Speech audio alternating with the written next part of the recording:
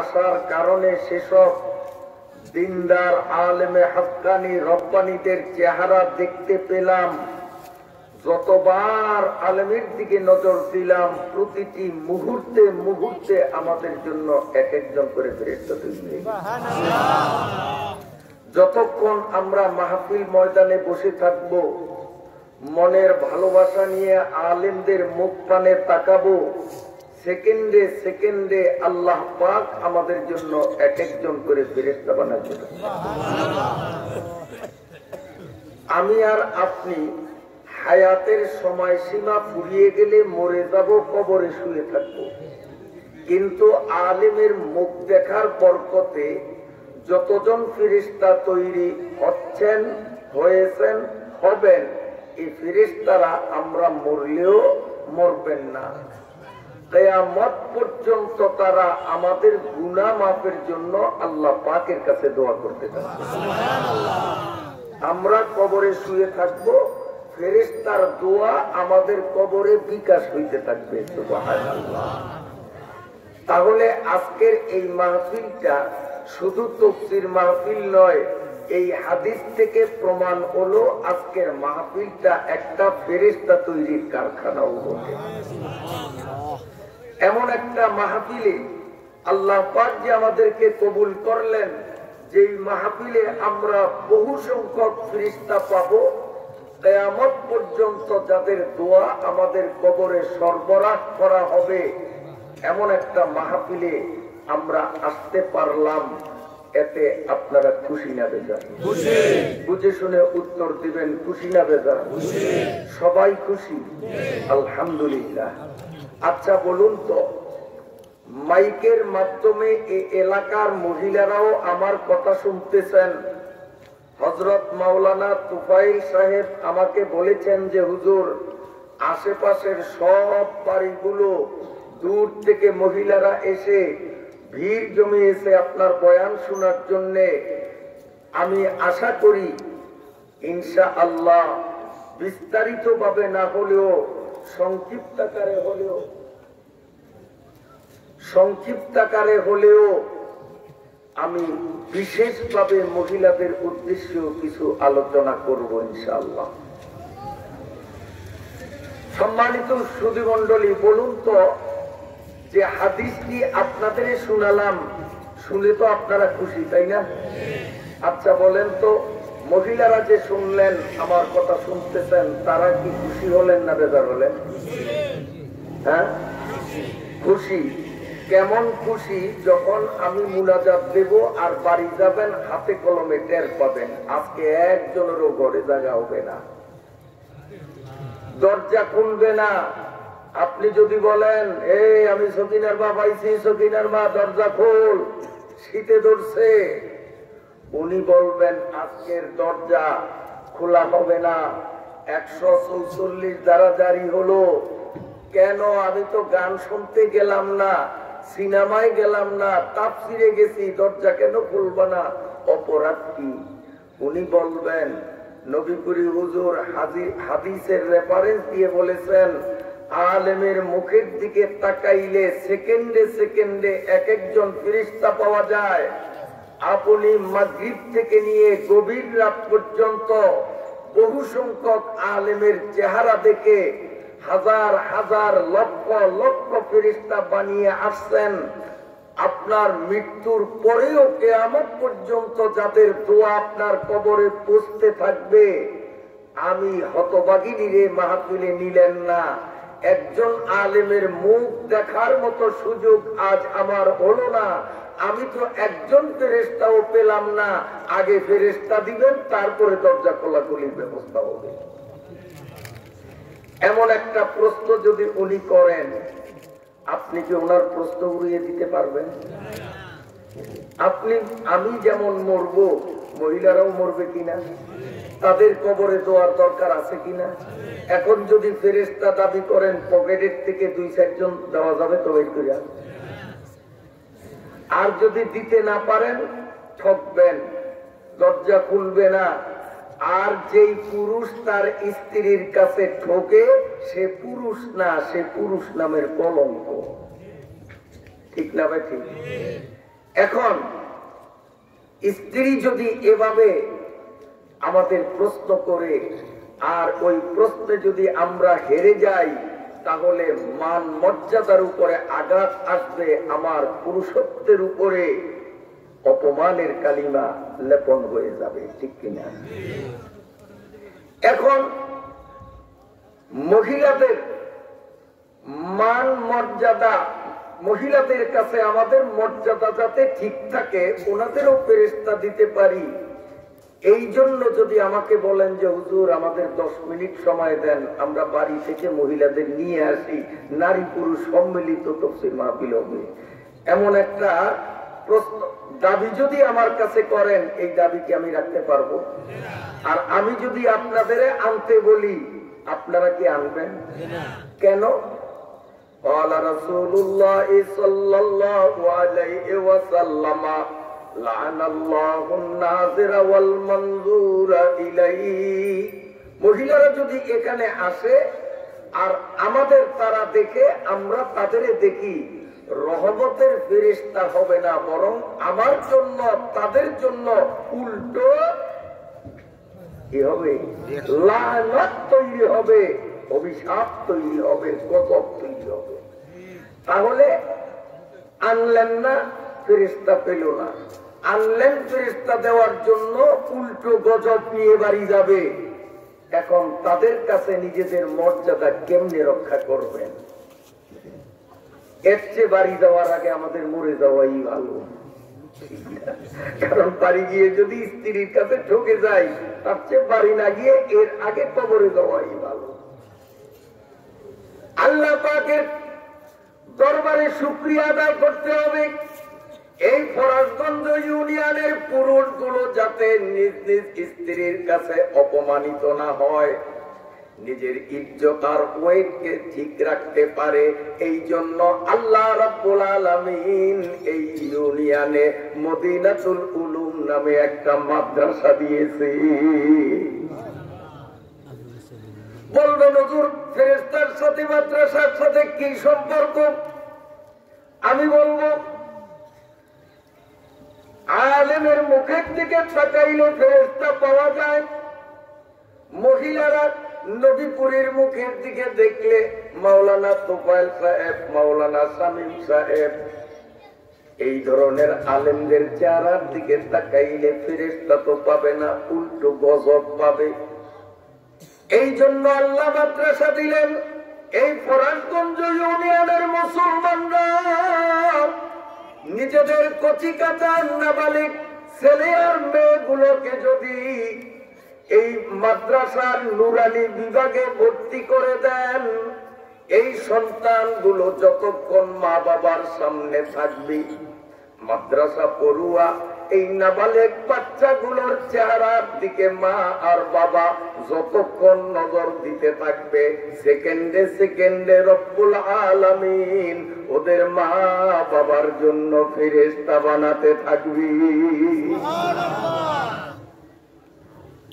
আল্লাহ, আমি ভাবছিলাম আজকে মনে হয় একটু ছুটি পাবো, কিন্তু তা কপালে জুটলো না।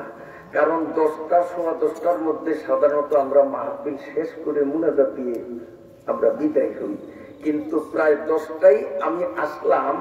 আইসা দেখি মাশাআল্লাহ স্টেজ থেকে নিয়ে ময়দানের শেষ প্রান্ত পর্যন্ত সম্পূর্ণটা আপনারা জমে বসছেন। অন্তর থেকে আমি আল্লাহর শুকরিয়া আদায় করি, আলহামদুলিল্লাহ। আমার ভাইরা, আল্লাহর বান্দারা ধীরে ধীরে ঢুকতেছেন, কিন্তু পিছনে কেউ ঢুকে যে বসবে এমন কোন সুযোগ পিছনে দেখা যায় না, আমার চোখে পড়ে না। মার সামনে ফাঁকে ফাঁকে অল্প কিছু জায়গা, তেমন উল্লেখযোগ্য জায়গা ফাঁকা নাই, অল্প কিছু জায়গা ফাঁকা। একটু মেহেরবানি করে যদি আমরা নড়াচড়া করে ফাঁকা জায়গাগুলো পূরণ করি, পেছনের ভাইদের বসার সুযোগ হবে একরামের নিয়তে। চিন্তা করবেন যে গরম জায়গাটা ছাড়বো, আমি গ্যারান্টি দিলাম আপনি নইরা সামনে আসেন, 10 মিনিট পর যদি এই নতুন জায়গা গরম না হয়, তো আমার জিহ্বাটা আমার নিজ হাতে কাইটা ফেলাবো। গরম হবে নি? একটু গরম জায়গা চাইলে নরম জায়গায় আসেন, ইনশাআল্লাহ ওইটা গরম হবে। একটু 10 মিনিট ফাঁকা জায়গা পূরণ, বারবার বলা যাবে না, কারণ রাত বেশি, সময় কম, কথা বেশি বলতে হবে। এজন্য একবারের পর দ্বিতীয়বার যেন বলতে না, এই যে একটু ফাঁকা দেখা যায়, একটু নড়াচড়া দেন, ইকরামের নিয়তে নড়াচড়া দেন। একটা ইকরাম করলে 10 বছর ইতিকাফের সওয়াব। পেছনের ভাইদের ইকরামের নিয়তে আমরা একটু সামনের দিকে আগাই। আল্লাহ পাক বলেন তাফাসসাহু ইয়াফসাহিল্লাহু লাকুম, কোরআনের আয়াত। আজকে যদি পিছনের ভাইদের বসার জায়গা দেওয়ার জন্য সামনের দিকে যারা আগাইবেন, আল্লাহ তাআলা জান্নাতের মধ্যে তাদের জন্য প্রশস্ত জায়গা বরাদ্দ দিবেন। জান্নাতের জায়গা পাওয়ার নিয়তে এই ফাঁকা জায়গাটা একটু পূরণ করেন ইনশাআল্লাহ। কোরআনের কথা, সত্য কথা। তাফাসসাহু ইয়াফসাহিল্লাহু লাকুম, জান্নাতের জমিন পাওয়ার নিয়তে এই যে ফাঁকা জায়গাটা, কিরে ভাই বাংলা কথা বোঝেন না আপনারা? এই ফাঁকা জায়গাটা পূরণ করেন। হ্যাঁ, তাড়াতাড়ি তাড়াতাড়ি, রাত্র বেশি হয়ে গেছে।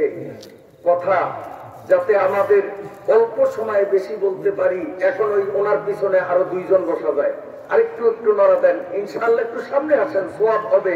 জান্নাতে প্রশস্ত জায়গার মালিক হওয়া যাবে, কোরআনের ঘোষণা। এজন্য এই জায়গাটা একটু পূরণ করেন। 2 জন আসা যায়, এখনো 2 জন বসা যাবে এখানে। আলহামদুলিল্লাহ, আলহামদুলিল্লাহ, আলহামদুলিল্লাহ। এদিক লক্ষ্য করেন আমার ভাইরা। এখন আপনারা প্রশ্ন করতে পারেন যে হুজুর, আপনি না বললেন আলেমের চেহারার দিকে তাকাইলে ফেরেশতা পাওয়া যাবে? আমার নাবালেগ পোলা মাওলানা তোফায়েল সাহেবের মাদ্রাসায় পড়েও ছোট্ট মানুষ, নাবালেগ, ও তো এখনো আলেম হলো না, ওর চেহারার দিকে তাকাইলে ওর মা ফেরেশতা পাবে কিভাবে? প্রশ্ন আসে না? আর কুজা মুশকিল জওয়াব জারাওয়াত, আর কুজা পুস্ততে আবাজারাওয়াত। এই প্রশ্নের উত্তরগুলো আমরা আলেম কাকে বলি? যারা হাটাজারি মাদ্রাসা থেকে দাওরায়ে হাদিস টাইটেল পাস করিয়া দেশে আসে, তাদেরকে আমরা কি বলি? আলেম বলি। আলেম বলি না, হুজুর বলি, আলেম বলি। আর এই বাচ্চা তো এখনো টাইটেল পড়বে, ওরে বাবা কত দূরে, এখনো নুরানিতে পড়ে, ও আলেম হলো কিভাবে? আমি বলবো, হাটাজারি মাদ্রাসায় যাবেন, দাওরায়ে হাদিসের ক্লাস যেখানে হয়, ওখানে জানালার পাশে দরজার সামনে দাঁড়াবেন, লক্ষ্য করে দেখবেন হাটাজারি মাদ্রাসার বড় বড় আলিমরা ছাত্রদেরকে বুখারী শরীফ, তিরমিজি শরীফ, মুসলিম শরীফ, আবু দাউদ শরীফ, নাসাই শরীফ, ইবনে মাজাহ শরীফ, হাদিসের বড় বড় 6খানা কিতাব পড়ায়। হাদিসের কিতাবগুলো এভাবে ছাত্রের সামনে খোলা, ওস্তাদের সামনে খোলা, চোখে দেখে দেখে তারা বুখারী শরীফ ওস্তাদের কাছে পড়ে, মুসলিম শরীফ ইত্যাদি পড়ে, ঠিক কিনা? আর এই হাদিসের 6খানা কিতাব পড়িয়া যখন হাটাজারি থেকে সার্টিফিকেট নিয়ে লালমোহনে আসে, আমরা তাদেরকে আলেম বলি, কথা ঠিক কিনা? এবার আগামীকাল সকালবেলা আপনাদের এই ফরাজগঞ্জ মাদ্রাসার যখন ক্লাস চলতে থাকে, আপনারা মাদ্রাসার তো বারিন্দা নাই। আমার জীবনে বারিন্দাবিহীন শিক্ষা প্রতিষ্ঠান এই জীবনে প্রথম দেখলাম। আল্লাহু আকবার, আল্লাহু আকবার। আপনারা ভিতরে ঢুকবেন কিংবা দরজার সামনে দাঁড়াবেন, দেখবেন ওই হাটাজারির টাইটেল ক্লাসে হাদিসের যেই 6খানা কিতাব পড়ানো হয়, মাওলানা তোফায়েল সাহেবের মাদ্রাসাতেও হাদিসের সেই একই 6খানা কিতাব পড়ানো হয়। বেশ কম হলো ওখানে কিতাব খোলা থাকে, আর এখানে কিতাব থাকে না, শুধু মুখে মুখে মুখস্থ পড়ানো হয়। প্রমাণ, হাটাজারি মাদ্রাসায় এইভাবে বুখারী শরীফ খোলা থাকে, আর উস্তাদ এভাবে পড়ায়, হাফেজদের মতো পড়ে। কেমনে? ক্বালা রাসূলুল্লাহ সাল্লাল্লাহু আলাইহি ওয়াসাল্লাম ইন্নামাল আ'মালু বিন্নিয়াত। হাটাজারিতে পড়ে এইরকম। খতম তারাবিতে হাফেজরা যেইভাবে পড়ে, হাদিসের 6খানা কিতাব ওইভাবে পড়ানো হয়। এখানেও সেই কিতাবগুলো মুখস্থ করানো হয়, কারণ ছোট্ট বাচ্চা বুখারী শরীফ পড়ার আক্ষরিক জ্ঞান হয় নাই, বুখারী শরীফ জাগাইবার মতো শক্তি তার হয় নাই, এজন্য তাকেও সেই বুখারী, মুসলিম, তিরমিজি সহ হাদিসের 6খানা কিতাব পড়ানো হয়। তবে হাফেজদের মতো ওইভাবে না, ওইভাবে পড়ালে তো ছোট্ট বাচ্চারা বুঝবে না। এখানে পড়ায় একটু আনন্দের সুরে। কিভাবে? 1 নম্বর হাদিস শরীফ, قال النبي صلى الله عليه وسلم إنما الأعمال بالنيات। পড়াইনিও এই যারা দেখছেন ক্লাস চলাকালীন এরকম পড়ায় না, তো ওখানে পড়াইছি কি قال رسول الله صلى الله عليه وسلم إنما الأعمال بالنيات, আর এখানে পড়ায় قال رسول الله صلى الله عليه وسلم। একটু মধুর সুর দিয়া পড়ায়, পড়া তো একই না, পড়ায় বেশ কম। ওখানে পড়াইছে ইন্নামাল আমালু বিন্নিয়াত, আর এখানে পড়ায় ইন্নামাল আমালু বিন্নিয়াত। বাচ্চারা আনন্দ পায়, তৃপ্তি সহকারে পড়ে। বলেন তো সুরে বেশ কম। কিতাব আছে আর কিতাব নাই, কিন্তু মূল পড়ায় কোনো ব্যবধান আছে? মূল পড়ায় কোনো ব্যবধান আছে? কাজে এই নুরানি মাদ্রাসাকে নুরানি বলে ছোট্ট মনে করবেন না, তুচ্ছ জ্ঞান করবেন না। দেওবন্দ মাদ্রাসায়, মদিনা ইউনিভার্সিটিতে, মক্কা বিশ্ববিদ্যালয়ে যা পড়ানো হয় এখানেও তাই পড়ানো হয়। ওখানে কিতাব খোলা থাকে আর এখানে মুখে মুখে মুখস্থ পড়ানো হয়। ওই পড়া পড়লে যদি সে আলেম হয়, তার চেহারার দিকে যে তাকায় সে যদি ফেরেশতা পায়, তাহলে এই নুরানি মাদ্রাসায় আপনাদের কচিকাচারা যদি পড়ে, এদের চেহারার দিকে আপনার স্ত্রী সন্তানের মা যদি তাকায়, আমার আল্লাহ ফেরেশতা দিতে সমস্যা কোথায়? মাদ্রাসাটা যখন হইছে ভালো হইছে না খারাপ হইছে? বুঝে শোনা বলেন, ভালো হইছে তাই না? আরেকটু শোনেন, বলবো? হাদিস শরীফের মধ্যে আছে মা মিন মুতাআল্লিমিন ইয়াতালিবু ইলা বাবিল ইলমি ইলা আখিরিল হাদিস। সময় সংকীর্ণতার কারণে হাদিসের প্রথম অংশ পড়লাম, পুরা পড়লাম না। অর্থ হলো এই, কোন মানুষ ইলম শিখার জন্য যখন রওনা দেয়, ইলম যেমন আপনারা তাফসীর শোনার নিয়তে যার যার বাড়িঘর থেকে এই ময়দানে আসছেন, ঠিক কিনা? এভাবে নুরানি মাদ্রাসার ছোট্ট ছোট্ট নাবালেগ ছেলে আর মেয়েগুলো, এরাও বাড়ির থেকে প্রতিদিন এ মাদ্রাসায় আসে কোন নিয়তে? গান শিখার জন্য, ফেসবুক চালানি শিখার জন্য, কি জন্য আসে? ইলম শিখার জন্য আসে। আল্লাহ পাকের নবীর ঘোষণা, আমার কোন উম্মত ইলম যেখানে শিখানো হয় ওই জায়গায় যখন রওনা দেয়, যতবার মাটিতে পা রাখে প্রতিবারে আল্লাহ পাক 1 বছর নফল ইবাদত তাকে দিয়ে দেয়। আজকে তাফসীর শোনার জন্য যারাই আসছেন, বাড়ি থেকে মাহফিল ময়দানে আসলেন, যতবার মাটিতে পা রাখলেন, যতবার পা রাখলেন, প্রতিবারে 1 বছর নফল ইবাদত করার সমপরিমাণ সওয়াবের মালিক হলেন। ওরে একটা কথা আছে, যার কপাল পোড়া মেজবানিয়া বাড়িতেও লাগে না জোড়া। আসেনি কথাই আপনাদের দেশে আছে না? এই কপাল পোড়ার মেজবানিয়া বাড়িতেও কপাল জোড়া লাগে না।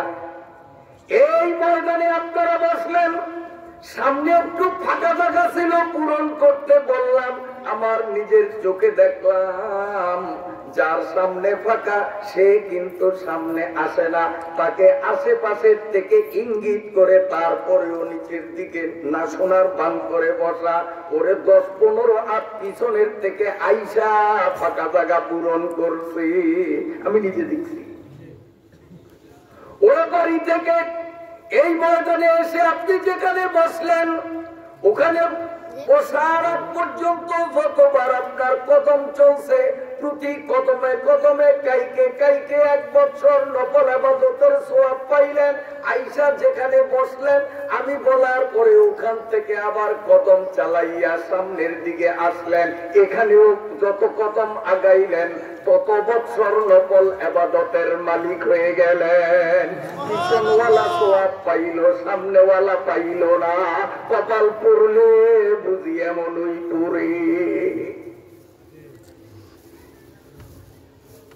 আমার বাইরা বাবা দিলেন, এই ছোট্ট ছোট্ট নাবালিক বাচ্চাগুলো নুরানি মাদ্রাসায় এলেম শিখার জন্য যখন রওনা দেয়, বাড়ির থেকে রওনা দিয়া এইভাবে যখন হাইটা হাইটা আসে, প্রতি কদমে কদমে 1 বছর নফল ইবাদতের সওয়াবের মালিক হয়।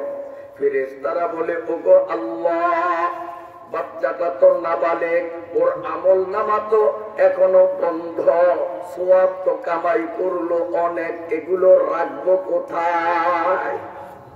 আমল নামার মুখ বন্ধ, রাখবো কোথায়? পরওয়ারদিগারে আলম বলেন, ও ফেরেশতারা, এই মাওলানা তোফায়েল সাহেবের মাদ্রাসা ছোট্ট ছোট্ট তালেবে ইলমগুলো নাবালিগ থাকার কারণে তাদের আমল নামা বন্ধ বিদায় ভিতরে ঢুকাইতে পারো না।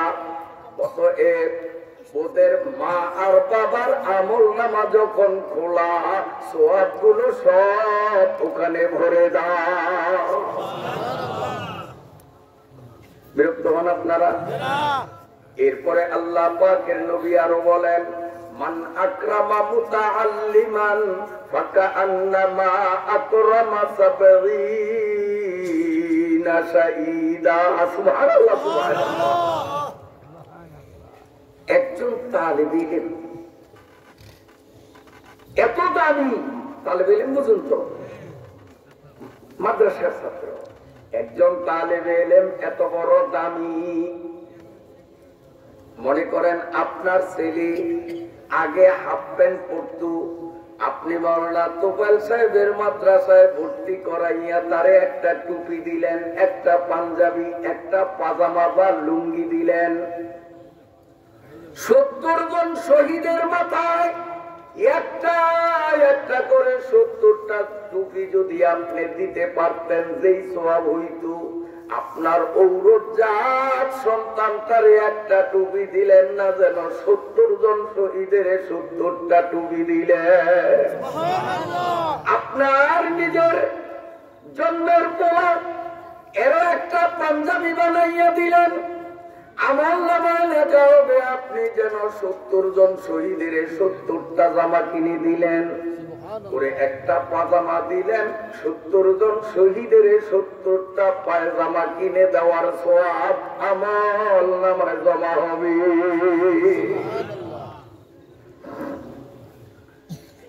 আমার ভাইরা, আজকে এক হুজুর একটা হাদিস বলেছিলেন, আল উলামা ওয়ারাসাতুল আম্বিয়া। এসার আগে মনে আসেনি আপনাদের? এখানে একটা জিনিস আমাদের বুঝতে হবে, আল উলামা ওয়ারাসাতুন নবী বলে নয়, আল উলামা ওয়ারাসাতুন নবী। হাদিস এমন, হাদিসটা কি? আল উলামা ওয়ারাসাতুল আম্বিয়া। নবী আর আম্বিয়া বেশ কম আছে। নবী হলো 1 বছর, আম্বিয়া হলো বহু বছর। নবী বললে একজন বুঝায়, আর আম্বিয়া বললে আদম থেকে নিয়ে আমাদের আখেরি নবী পর্যন্ত সবাইকে বুঝায়, এটা বহু বছর। আপনাদের গ্রামের মানুষকে গ্রামের উদাহরণ দিয়ে বুঝি। আপনার 10টা গরু আছে, পোলারে যদি কোন গরুটা নিয়ে আয়, গরুটা নিয়ে আয়, তো কয়টা গরু বুঝাইবে? কয়টা গরু আনবে? একটা। আর যদি বলে গরুগুলি নিয়ে আয়, এবার কয়টা আনবে? কয়টা আনবে? এবার অনেক কি, আপনার গরু হলো 10টা, আপনি পোলারে বললেন গরুগুলি নিয়ে আয়, কয়টা আনতে হবে? 10টায় 10টা আনতে হবে, ঠিক না? কারণ এটা বহু বছর। নবী অর্থ একজন, আম্বিয়া অর্থ আদম থেকে নিয়ে বিশ্ব নবী পর্যন্ত সবজন। আল উলামা ওয়ারাসাতুল আম্বিয়া, আখিরি জামানার আলেমরা শুধু নবীর ওয়ারিস নন, এরা আদম থেকে নিয়ে মুহাম্মদুর রাসূলুল্লাহ পর্যন্ত যত নবী দুনিয়ায় আসছেন সকল নবীর ওয়ারিস। অতএব একজন আলেমকে ইজ্জত করা মানে সকল নবীকে ইজ্জত করা। একজন আলেমের সাথে বেয়াদবি করা মানে সকল নবীদের সাথে বেয়াদবি করা। কথা বুঝাইতে পারলাম? এখন আপনার পোলা বিরক্ত হননি? আপনার পোলা মাদ্রাসায় পড়ে ও সকালে করকরা ভাত খেল, করকরা ভাত বলেন না, গরমকালে তো পান্তা ভাত, শীতকালে তো পানি দেয় না, এটারে কি ভাত করে? করকরা ভাত বলেন না? আপনার পোলা সকালবেলা করকরা ভাত খাইয়া মাদ্রাসায় আসলো। ওরে 70 জন শহীদের করকরা ভাত খাওয়াইবার সওয়াব আমল নামায়, বাবার আমল নামায় জমা হয়ে গেল। এই মাদ্রাসা পড়ুয়া তালেবে ইলমটা দিপরে গরম ভাত খাইলো আপনার নিজের পোলা। আপনার ঘরে মাদ্রাসার ক্লাস সারিয়া বাড়িতে দুপুরে গরম ভাত খাইলো। আপনার আমল নামায় লেখা হবে 70 জন শহীদ যেন আপনার ঘরে গরম ভাত খাইলো। রাত্রে আবার খাইলো, আবার 70 জন শহীদ যেন আপনার ঘরে খাইলো।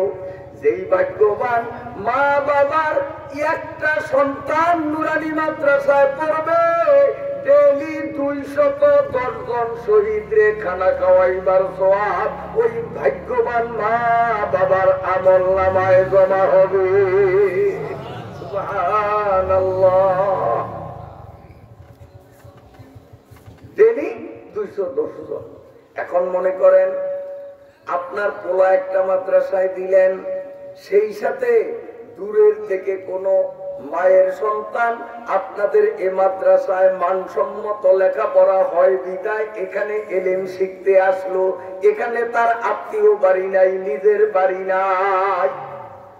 এই তালেবে ইলমটাকে লজিং হিসাবে, সাইকিল হিসাবে রাখিয়া ওর যদি 3 বেলা ভাত খাওয়ানোর ব্যবস্থা করতে পারেন, এই পরের পোলা আপনার বাড়িতে লজিং থাকিয়া খানা খাইলো। এই তালেবে ইলমে 3 বেলা খানা খাওয়ার কারণে আমল নামায় 210 জন শহীদরে ভাত খাওয়াইবার সওয়াব পেতে থাকবে। লজিং রাখলেও যাদের নিজস্ব সন্তান নাই, নাতিপুতি নাই, তাদের জন্য পথ আছে।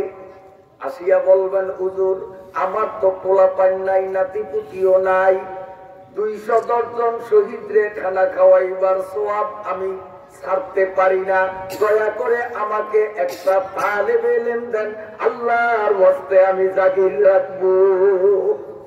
পারা যাইব নি?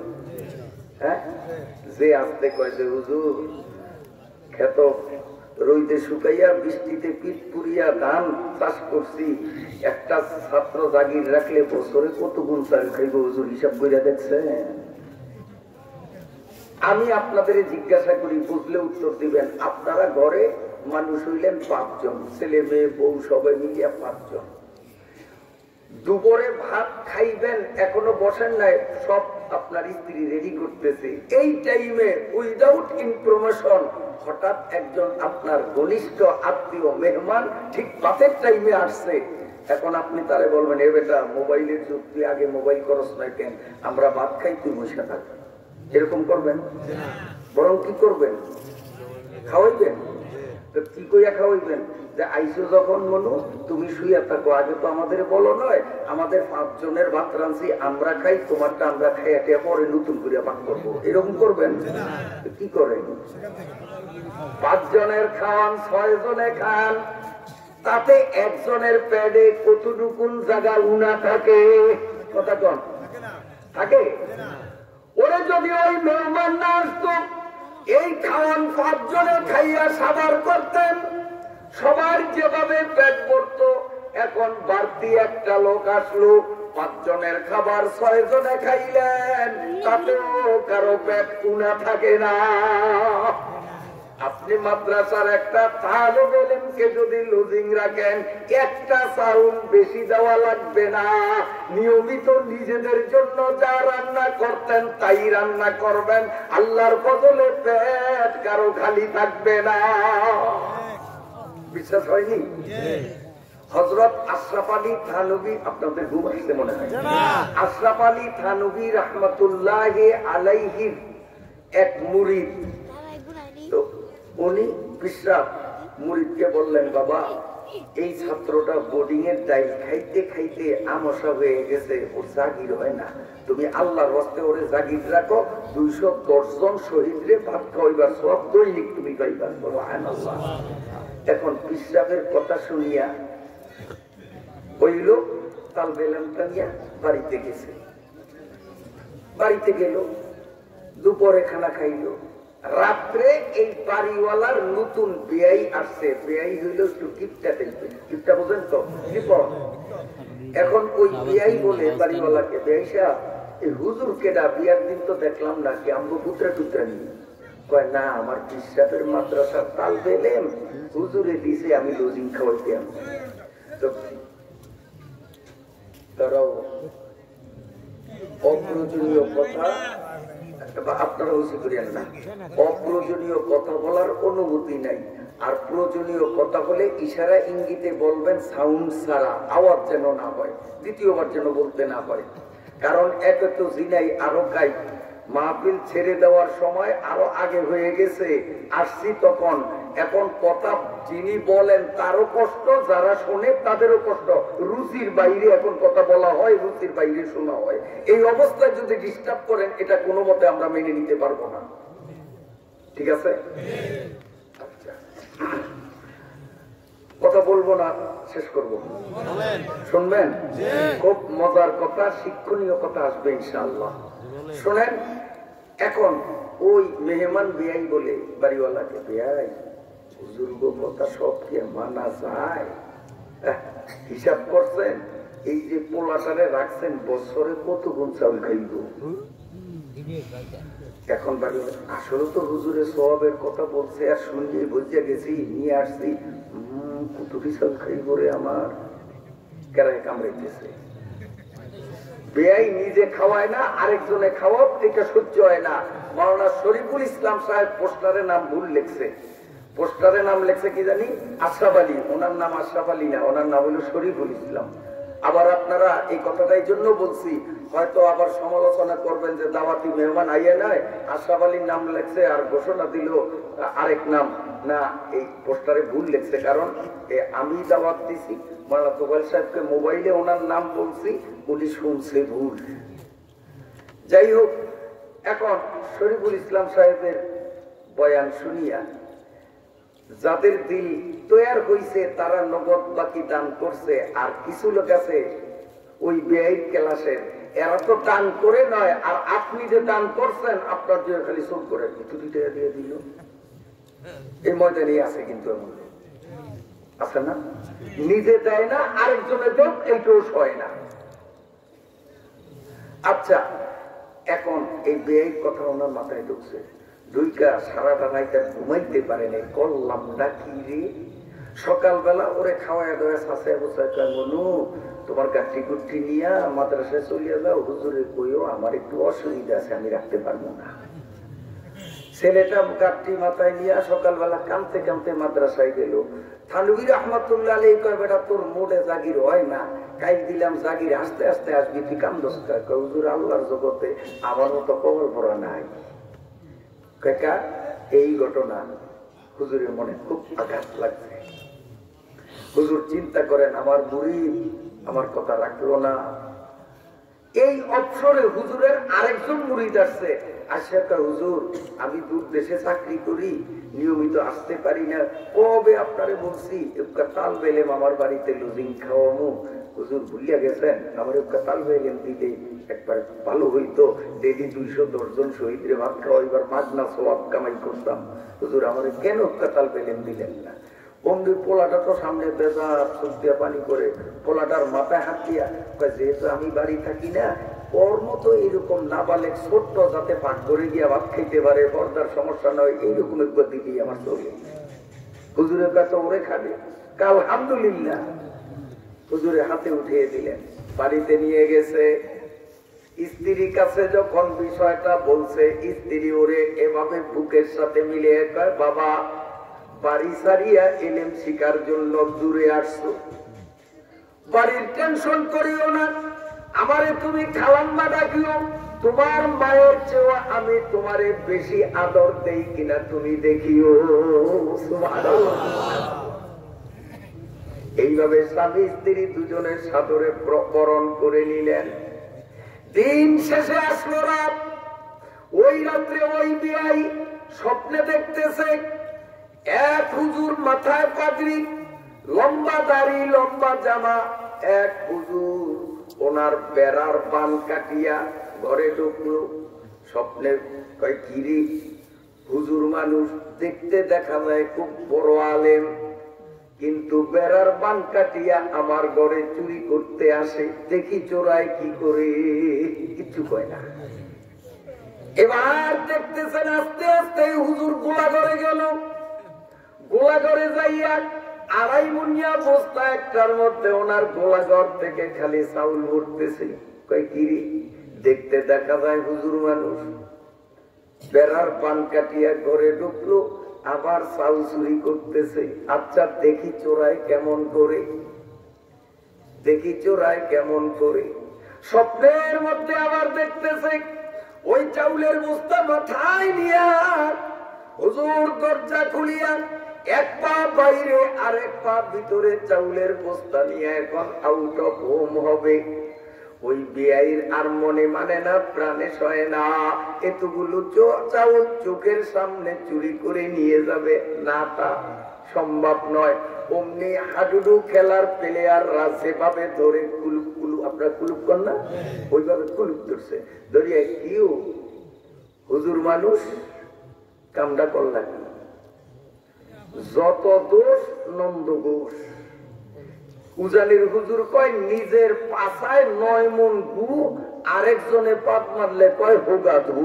উজানি হুজুরের কথা, আমার কথা না।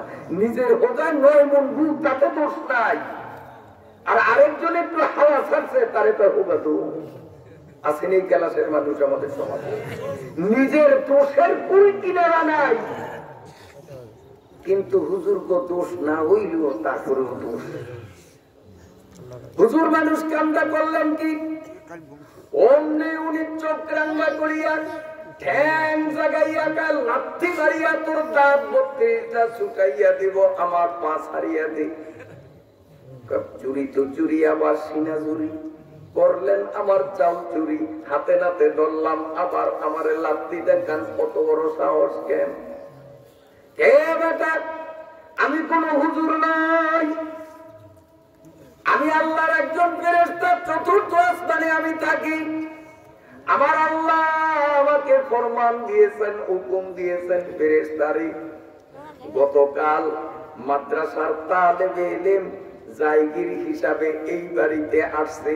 আমি আল্লাহ আসমান থেকে ওর গোলাঘরের মধ্যে রহমতের বস্তা ঢালিয়াছিলাম।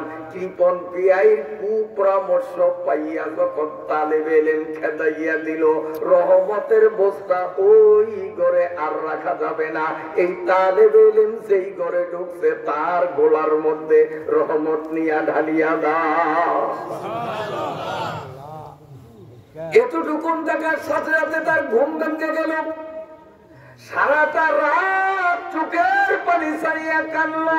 ফজরের নামাজের পরে কানতে কানতে তানভীর রহমাতুল্লাহ আলাইহির দরবারে গিয়ে পাও ধরিয়ে চিল্লানি শুরু করলেন, হুজুর আমারে মাফ করিয়া দেন, আমারে তালেবে ইলম দেন, যতদিন বাঁচিয়া থাকি আমি জাগির খাওয়াবো।